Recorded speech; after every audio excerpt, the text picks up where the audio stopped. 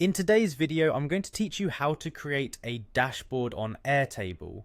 Whether you're looking to organize your projects, manage tasks, or simply want a visual way to keep track of your data, dashboards on Airtable can be a powerful tool to enhance productivity. So let's dive right in and get started with setting up your very own dashboard in just a few easy steps. First things first, head over to the Airtable website. You can do this by opening your preferred web browser and typing in airtable.com.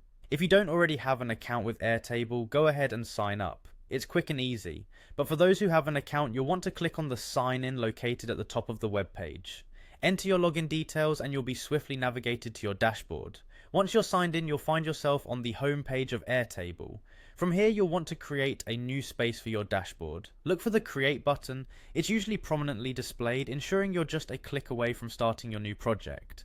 Clicking Create will give you several options. For our purpose, you'll choose Start from Scratch. This option allows you to build your dashboard from the ground up, granting you the freedom to tailor it precisely to your preferences and needs.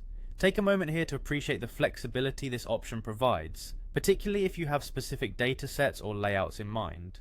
Once you've selected Start from Scratch, you will be guided through the setup process. This is your chance to decide what key data points you want to highlight on your dashboard. Consider what's most important for your workflow or project management. Airtable will allow you to add various fields, including attachments, single or multiple select choices, checkboxes, and more. These fields can be resized, rearranged, and customized further, so be sure to play around with these settings to get a feel for how functionalities align with your needs. As you fill in these fields, think about the insights you want to pull from this data.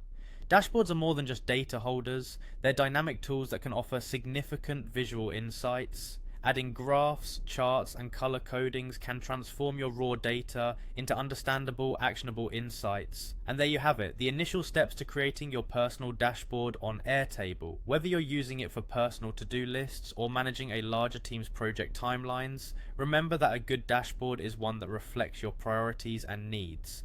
Don't hesitate to explore simpler or more advanced options on the platform. Thank you for joining me today, and I hope this guide empowers you to make the most out of Airtable. See you next time.